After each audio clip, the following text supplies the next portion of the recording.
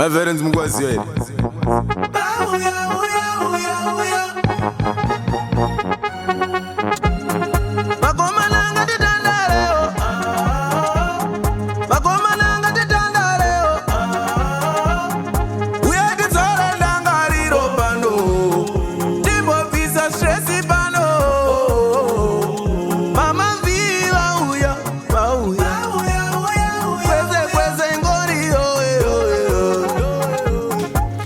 Imi uyapa machaya ngaswededzwa ukuku swededzai machaya aswededzana ukuku ndinoda kutasana naatezvara face to face pana hama dzemurume uku hama dzemukadzi uku mainini uyapa nopadhuzi alo tete executive room yaclini zvakagadzwa zvese mabristen pukutai paroda kuuya nyama inopityisa alo tete ndati mwana wenyu wakagumbuka handizozoti wakagumbuka enda sendamubvarira murumu taifanira kuenda kukoti kunosaina mubereki certificate redu tiri airi kukoti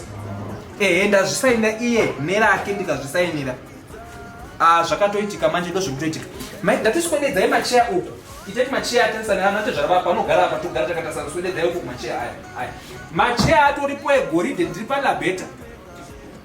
musashupika ndosaka ndati handisi kuda kuti kuhama dzenyu kuhama dzemurume kubva expense rese kubva pandiri ini ndakazvimiririra marooms maexecutive ese aripo maroro echi ndabvisa mombe 12 kumba kwedu don't worry I've sorted myself swededzai ndatitorai cheya iyi muiswededze neshapa pazvishoma ndiripo mabrasted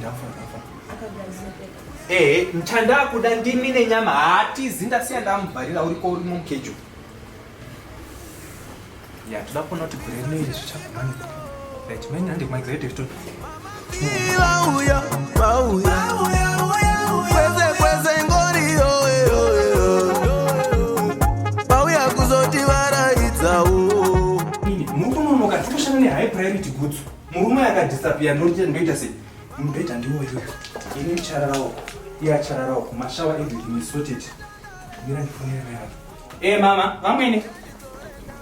aiwa everything is sorted don't cry mama you are gonna see that this is the best decision I've ever done 2 years ndakaengage medot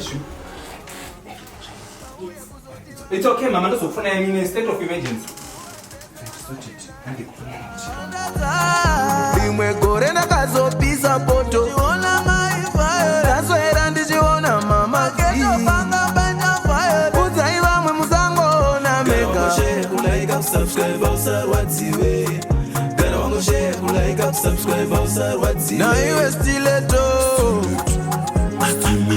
naiwe stileto my violence